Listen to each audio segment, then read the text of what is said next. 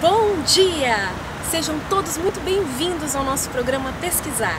E hoje é o nosso primeiro programa, um programa de estreia. E espero muito que vocês gostem. Bom, o programa Pesquisar é um programa que tem muita informação, conhecimento, convidados de qualidade e entretenimento. Bom, e como vocês vão poder observar em cada um dos nossos programas, a gente vai ter sempre aqui um convidado, um pesquisador de alguma área específica do conhecimento e que eu vou entrevistar.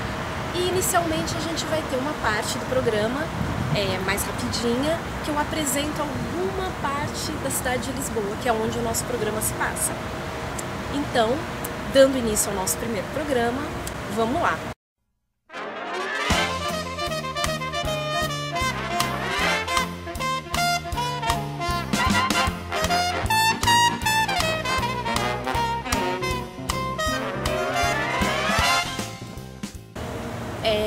Então hoje nós estamos aqui no nosso primeiro programa, num local aqui da cidade de Lisboa, que é um local que particularmente eu frequento bastante, que é o Jardim Amália Rodrigues. Na verdade, o Jardim Amália Rodrigues ele é um complexo de vários jardins e de... Primeiro, a gente pensando que a cidade de Lisboa é uma cidade muito antiga, o Jardim Amália Rodrigues é considerado algo novo na cidade de Lisboa. Ele data de 1996, ou seja, a gente tem aí 20 anos de idade, ele é novinho, né? E ele foi construído em homenagem à fadista Amália Rodrigues.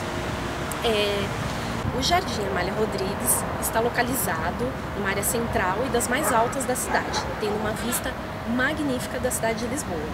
Ele é composto por este lago, um anfiteatro, um restaurante e duas esculturas. Uma delas que se chama Maternidade, do escultor muito famoso colombiano chamado Fernando Botero. E essa outra que eu encontro aqui na frente, que se chama O Segredo, do escultor português Antônio Lagoa Rodrigues. Então, logo aqui à frente a gente pode ver o Parque Eduardo VII, que foi construído primeiro com o nome de Parque da Liberdade e depois foi alterado o nome para Parque Eduardo VII em homenagem ao rei da Inglaterra, por causa de um acordo que foi feito entre Portugal e Inglaterra e foi dado esse novo nome em homenagem. Essa entrevistada de hoje, que se chama Carmedite Moreira, foi ela que sugeriu que a entrevista ocorresse aqui.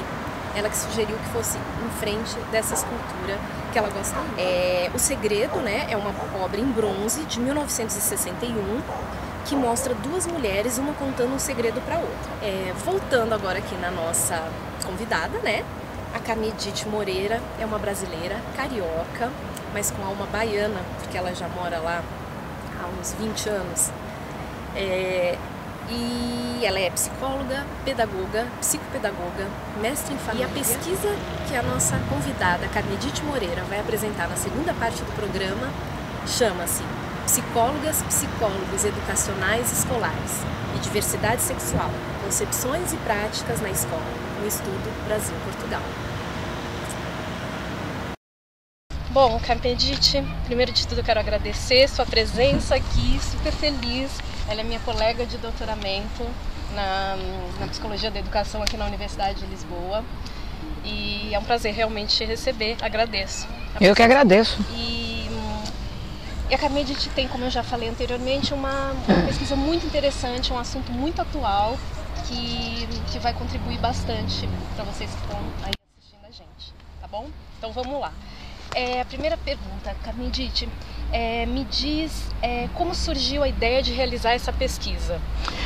Bom, antes de mais nada, Marisa, eu agradeço aí o convite, a oportunidade de falar um pouco mais da minha pesquisa. Eu tenho falado bastante e quanto mais falar melhor, porque conhecimento é isso mesmo, a gente poder divulgar em todas as formas, em todos os espaços. Agradeço. Bom, como é que surgiu a minha pesquisa? A minha pesquisa é fruto de uma vida, de uma história de uma construção da psicóloga que eu sou, da professora que sou, da pedagoga, da psicopedagoga, da mulher, da pessoa, da militante, enfim, é um conjunto de coisas. A educação sempre esteve na minha vida. Eu sou do tempo que eu fiz magistério, para você ter uma ideia. Eu fiz magistério. Eu ministrei aulas de crianças do jardim até o ensino universitário. Então a educação sempre esteve presente em vários sentidos e de várias formas, não só a educação do ponto de vista acadêmico, na escola, mas em todos os espaços. Eu sempre achei que a educação era e é fundamental. Pronto. E aí a psicologia chegou na minha vida, sou psicóloga, e desde a universidade eu fui tomada pela psicologia da educação.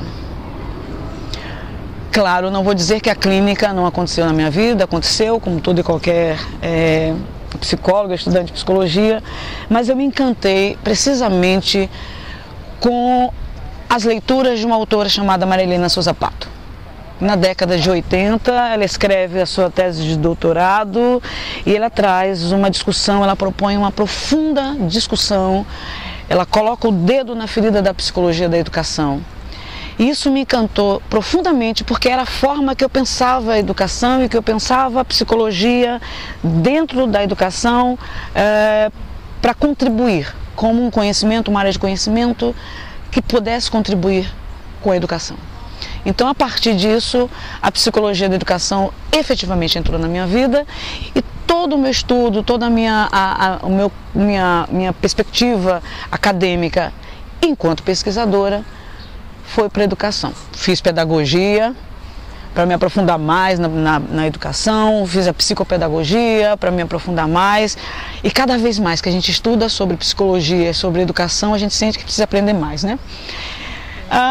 Como psicóloga de uma instituição de ensino superior, eu coordeno um setor de psicopedagogia. A psicologia da educação, ela é uma perspectiva da minha área profissional e pessoal, e de atuação e de militância. A minha tese de doutoramento, ela surge como um desdobrar do meu mestrado também. No meu mestrado eu estudo sobre famílias homoafetivas no espaço escolar, como que foi essa inserção das famílias homoafetivas no espaço escolar. Percebe-se o resultado da pesquisa revela que a escola ainda é um espaço em que a diversidade das orientações sexuais, em que a heteronormatividade ela é a norma, e que a diversidade das orientações sexuais ainda é muito complicado de se lidar nesse espaço escolar. Tanto professores, professoras, como os estudantes, como a gestão, e também para psicólogas e psicólogos que atuam no espaço escolar. Então, a minha tese, eu estudo psicólogos e psicólogas escolares e educacionais em relação à diversidade sexual no espaço escolar. O que eu busco? Qual é a minha pergunta? Só cortando um pouquinho, gente, olha só, ela já entrou na minha segunda pergunta que eu ia fazer, que a minha Edith é esperta, ela já intuiu o que eu ia perguntar, que era isso mesmo, eu ia pedir para você explicar para quem está assistindo do que se trata a sua pesquisa, quais são os objetivos. Olha, os objetivos, meus objetivos da minha pesquisa, eu quero conhecer as práticas e as concepções de psicólogas e psicólogos escolares e educacionais frente à questão da diversidade sexual, mas no espaço da escola. Porque o espaço escolar é um espaço que me encanta, a escola é um espaço que me atrai, que me encanta e que eu acredito enquanto um espaço de transformação e de possibilidade de transformação e de trabalhar e de pensar as diversidades. Embora, por outro lado, a escola também, e a gente observa isso tanto nas pesquisas, a gente observa como a escola tem sido também um espaço de discriminações e de reprodução de discriminações. Não é à toa que a gente tem inúmeras pesquisas que revelam a questão do bullying homofóbico, das violências que ocorrem no espaço escolar. Portanto, por um lado, eu entendo o espaço escolar como esse espaço de forças, de diversas forças que atuam nesse espaço. É um espaço também de atuação de nós profissionais da psicologia, psicólogos e psicólogas escolares. Então, a gente tem uma contribuição profunda. Eu entendo que a psicologia é um conhecimento, é uma ciência, é uma profissão extremamente importante na construção de uma educação igualitária, de uma educação para todos, com qualidade, enfim, a ideia e a perspectiva que a gente tem da educação enquanto um direito humano. Então, acho importante, isso é um dos motivos pelos quais eu entendo. E por outro aspecto, por que essa pesquisa? Porque, apesar da escola ser esse espaço multifacetado, da psicologia ser uma ciência extremamente importante, uma profissão extremamente importante na educação, observa-se ainda concepções e práticas discriminatórias de profissionais da psicologia frente a essa questão da diversidade sexual no espaço da escola. Então, portanto, eu entendo que meu pulo do gato, a pulo da gata, ou seja, a grande contribuição que eu posso dar com a minha pesquisa e que eu busco dar com a minha pesquisa é poder contribuir para que nós, psicólogas e psicólogas, possamos pensar mais, refletir mais, conhecer mais sobre a importância e a contribuição da nossa atuação para a superação de preconceitos e discriminações no espaço escolar. Muito bem, como eu falei no início, é uma pesquisa que ela contribui, vai contribuir muito para questões atuais mesmo, né? Bom, dentro disso, em que fase da pesquisa que você se encontra nesse momento? Porque você está falando aí quais são os objetivos, quais são as contribuições, mas nesse momento... Nesse momento eu estou numa fase muito solitária, que nós sabemos disso, né, Marisa? Da produção, da construção, da escrita da tese, que é uma fase extremamente complicada, é uma fase deliciosa, mas ao mesmo tempo sofrida, de dores e prazeres. E alguns aspectos também da minha coleta de dados, de algumas entrevistas que eu ainda estou a fazer cá em Portugal. Eu estou a finalizar, porque como meu estudo é o estudo Brasil-Portugal, ainda estou a finalizar algumas pesquisas em Portugal. Mas no Brasil você No Brasil já foi concluído todos os dados e estou a concluir, exatamente, e a escrita da tese. Tá. Bom, você também já falou qual é a contribuição, né, que eu ia te perguntar. A Carmen disse, rapidinha, ela já lê meus pensamentos, quais são as perguntas que eu vou fazer. Uma outra coisa que eu queria saber, dentro da pesquisa, já que você falou que você já colheu os dados, pelo menos no Brasil, e aqui você está colhendo. Sim. Eu queria saber se foi fácil realizar isso, se houve algum entrave, como é que está Olha, sendo? não. A temática já é de alguma forma delicada e difícil. A questão da diversidade sexual num universo, nesse mundo em que a gente tem todo um processo de medicalização, eu acho importante falar sobre isso.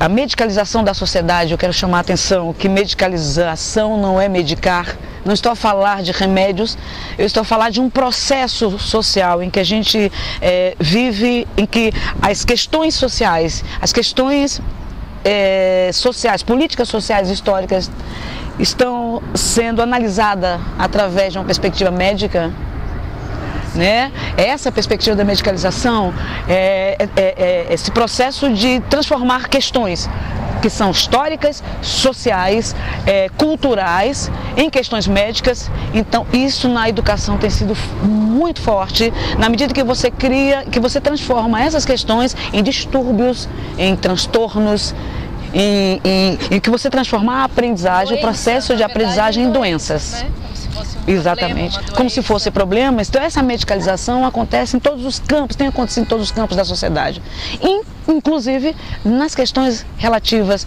à população LGBT, né? As questões da diversidade, das orientações sexuais. Temos uma sociedade heteronormativa, e a heteronormatividade implica na construção de modelos sociais e todos que fogem, né? Que fogem a isso, como se isso fosse uma fuga, como se isso não fosse a sexualidade humana, são medicalizados, são taxados como desviantes, né? Claro que a gente tem uma sociedade que tem avançado profundamente nessas questões da diversidade sexual, muitas conquistas sociais se tem conseguido, mas também não podemos abafar a questão de que ainda muitos preconceitos e discriminações acontecem. e notadamente no espaço da escola. Então, a dificuldade que encontra muito por conta dessa questão de já ser uma temática delicada. E por outro lado também, a psicologia ser uma ciência que produziu muitos conhecimentos em relação à questão da sexualidade e da diversidade sexual. E alguns conhecimentos que a psicologia tem produzido e produziu são conhecimentos que também produzem a discriminação, reforçam os preconceitos. Então a gente tem essa formação, nós somos psicólogos que passamos por essa formação e que a gente tem com novas construções, com novas produções de conhecimento, com pesquisas como as nossas, a gente tem conseguido rever as posturas e os conceitos da psicologia, e isso é o que eu quero pesquisar, eu quero ver como é que essas mudanças, né, que a psicologia tem produzido em nível de conhecimento tem impactado na prática de psicólogos e psicólogas na escola, enquanto psicólogos, em relação à questão da diversidade sexual. Então, dificuldades como qualquer outra pesquisa, né? A ciência, a construção de uma pesquisa científica não é simples, não é fácil. A temática é uma temática difícil. Agora, uma coisa eu não posso negar, eu tive uma receptividade muito grande dos meus colegas e das minhas colegas psicólogas. E eu tive um reforço muito grande ao longo da construção, ao longo das entrevistas, de dizer, sim, é importante. Sabe, Carmen, é importante que a gente saiba mais sobre isso, é importante que nós psicólogas e psicólogos estejamos mais voltados para essa questão, que a gente lide melhor com essas questões, que a gente conheça melhor essas questões, porque são questões do nosso cotidiano. E a gente não pode tratar dessas questões de formas medicalizadas, preconceituadas, como a gente tem se tem feito, né? E que a gente precisa ter uma outra perspectiva em relação a isso.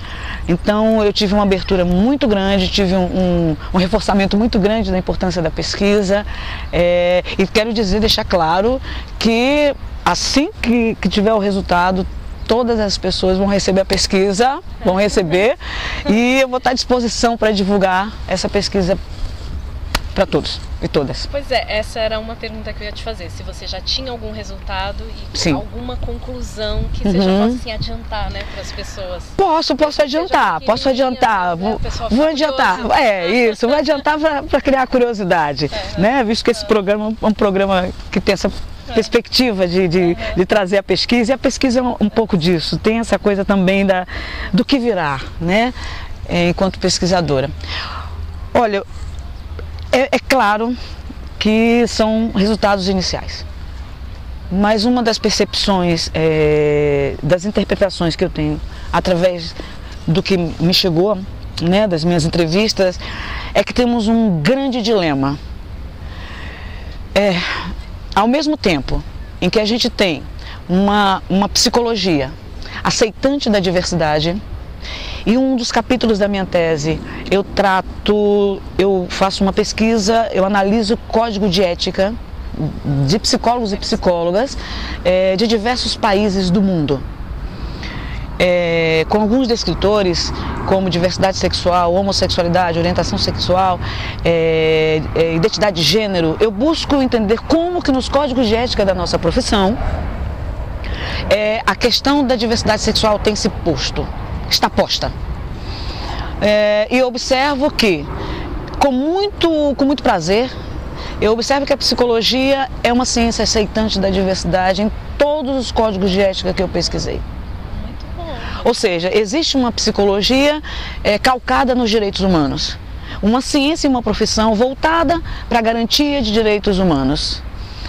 Para garantia do respeito às diversidades, isso em todos os códigos de ética. Ou seja, nós temos uma profissão aceitante da diversidade. Eticamente, nos é colocado uma atuação aceitante da diversidade, com respeito às diferenças e com respeito aos direitos humanos. Ao mesmo tempo que esta psicologia mundial se volta para essa questão do ponto de vista ético, ainda encontramos atuações que divergem dessa perspectiva ética. Embora todos os profissionais tenham esta consciência e saibam e tenham acesso aos códigos de ética e saibam dessa perspectiva, por outro lado, é complicado lidar com essa questão da diversidade sexual na sua prática, no seu cotidiano. E lidar com essa questão envolve uma série de outras questões. Envolve a questão de gestão da escola, envolve a questão dos pais, envolve a questão da ambiência escolar, envolve a questão dos próprios preconceitos, das discriminações em relação às diversidades das orientações sexuais. Então, isso eu encontrei na minha pesquisa, que além das questões pessoais dessa profissional, das questões técnicas científicas, das questões da abordagem teórica, esse profissional está envolvido, está inscrito numa realidade que envolve outros atores sociais. Desde a gestão, as políticas públicas de educação, a gestão da escola, os pais, os próprios estudantes. Então, é um espaço complexo o espaço da escola. E essa atuação desse profissional, ela está ligada, está relacionada, ela está dentro deste jogo de poderes que se expressam, que se apresentam na escola enquanto um espaço, uma instituição, um espaço multifacetado. Sim, eu vou só fazer uma pergunta. Existe uma psicologia calcada nos direitos humanos. Para a gente ser muito claro, a gente que lida com essa área da psicologia, porque tem muita gente que entende que o psicólogo vai estudar um assunto e esse assunto é aquela coisa específica, é aquele pontinho, e que esse pontinho não tem relação com mais nada. Mas o que a gente observa praticamente em todos os assuntos é que eles estão sempre muito relacionados, é uma rede de relações. Então, você não tem como falar de um assunto, mesmo que seja diversidade sexual, e não falar da gestão, e não falar de como funciona a sociedade. As coisas estão sempre interligadas, mesmo que aparentemente parece que não tem nada a ver. Isso é importante, porque uma das críticas fundamentais, a ciência ela não é neutra, ela não é descontextualizada, a ciência, a produção de conhecimento se dá numa esteira, né, de uma série de outras questões. Ou seja, a psicologia educacional escolar, notadamente a partir da década de 80, com os estudos da Maria Helena Souza Pato, principalmente quando ela traz uma reflexão muito profunda sobre a questão do fracasso escolar, quando ela coloca que o fracasso escolar ele não é algo isolado, ele não é do aprendiz, não é culpa ou responsabilidade única e exclusivamente daquele menino, daquela menina, daquela criança, daquele jovem que não aprende. O fracasso escolar é uma construção sócio-histórica cultural. Ele é produzido pela própria escola, nas relações que se estabelecem na própria escola. Então, quando estudamos qualquer questão dentro da psicologia ou qualquer área de conhecimento, primeiro, estamos a lidar com conhecimentos que não são neutros, são conhecimentos históricos, culturais e sociais inseridos numa determinada cultura. A gente tem que pensar também que a ciência ela tem cor, a ciência tem língua, a ciência tem gênero. A ciência ela é uma construção social. Então, o conhecimento que a gente produz é um conhecimento inscrito numa realidade sócio-histórica cultural. Então, o conhecimento que nós produzimos hoje na psicologia da educação e na psicologia escolar tem como dizem os meus alunos e minhas alunas, tem essa pegada. Né? Tem essa perspectiva de se pensar uma psicologia educacional escolar que leve em consideração, que tenha claro as relações que o processo de aprender e o processo de ensinar tem com todas essas questões sócio-históricas, culturais e econômicas. E meu estudo em relação à diversidade sexual também está inserido nessa perspectiva de uma sociedade hoje, nessa perspectiva, numa sociedade em pleno processo de medicalização, numa sociedade que tem muitas conquistas sociais em relação à questão da diversidade sexual, mas também tem muitos entraves, ainda tem muitos conceitos e ainda tem muitos preconceitos, e uma profissional e um profissional inserido nesse contexto. Sim, muito bem. Mudando um pouquinho de assunto, mas muito importante também, eu gostaria que você desse assim, algumas dicas para quem gostaria de ser um pesquisador, para quem tem vontade de pesquisar, não necessariamente na sua área, mas em qualquer área. Qual seria a sua dica? Olha, geralmente as pessoas me perguntam, é muito comum essa pergunta: o que é um pesquisador? O que é uma pesquisadora? Né? Eu costumo dizer o seguinte: esse ser que as pessoas acham que um pesquisador, uma pesquisadora é um ser escolhido, né? É uma pessoa muito diferente, muito especial, é alguém que tem competências assim incríveis. Para mim, um pesquisador, uma pesquisadora é uma pessoa que faz perguntas, sente uma vontade enorme de responder aquelas perguntas e estabelece uma forma de como vai fazer isso. O que eu quero dizer com isso? Aí eu penso,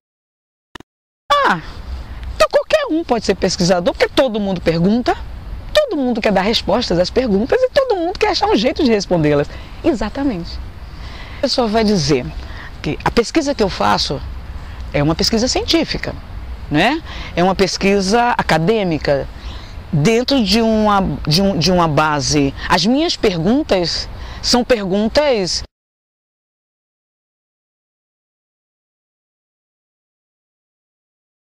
tem que ser perguntas bem elaboradas, porque eu quero ter respostas elaboradas. São boas perguntas, como dizem, né, de transformações sociais. E o caminho que eu tenho que escolher necessariamente tem que ser o caminho da ciência, a metodologia científica. Essa é uma pesquisa científica, essa é uma pesquisa acadêmica. Mas não quero dizer com isso que esta pesquisa seja... E esta pesquisa é socialmente aceita. Tem essa questão. Como eu disse, o conhecimento ele não é neutro, esse conhecimento tem cor, esse conhecimento tem gênero, esse conhecimento economicamente está historicamente inscrito. Então, o conhecimento que a gente produz academicamente na ciência é um conhecimento socialmente mais aceito, respeitado, respaldado socialmente. Mas acho interessante a gente trazer também que existem milhões e milhões de formas de se fazer perguntas, de se conhecer a realidade, de se conhecer o mundo, né? A minha escolha é de uma pesquisa científica, mas não quero dizer que não há nessa pesquisa a importância da criatividade,